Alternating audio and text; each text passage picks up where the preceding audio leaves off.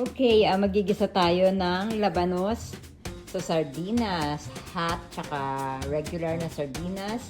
And then, lagyan natin of course ng onion. Pero again, ang onion ko ay frozen.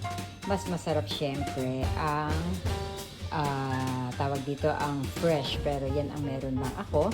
And then of course, meron tayong asin, tapos paminta. And lagyan din natin ng konting cayenne. Okay? I'll be back to you guys.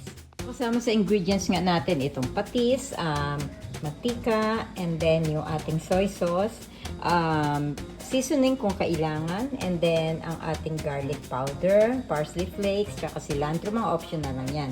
Tsaka syempre ang ating yung sardinas, hot, spicy, tsaka yung regular, tsaka itong onion, and then ang ating labanos, of course. So, naglagay na ako ng mantika dito sa ating igigisang labanos sa sardinas. Ang isusunod ko dito, of course, ang ating sardinas. And then, pagka nagisa ko na yung sardinas, konting gisa lang yun, siguro a minute or two, and then ihahalo ko na itong ating labanos. Tapos, lagyan ko siya ng konting water, and yung kanyang mga optional na seasoning. Okay, back to you guys later. Okay, so yan na, no? Nilagay ko na nga yung ating labanos, ang sardinas, halo-halo na sila.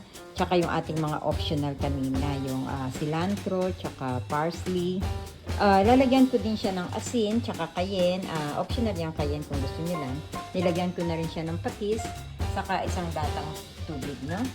Ayan, hintayin natin siyang kumulo, tapos hintayin na natin itong lumambot, more or less mga 15 to 20 minutes. And then, actually cover nyo, pero ako, I just leave it uncovered. And then, lagyan ko siya ng konting flavoring or kung hindi, kung kailangan pa niya, no? O, sige. Okay, I'll be back. Okay, guys. Luto na itong ating ginisang labanos sa sardinas. And it's so yummy. I hope you try it, okay? Thanks for watching, guys. Until the next video. Bye!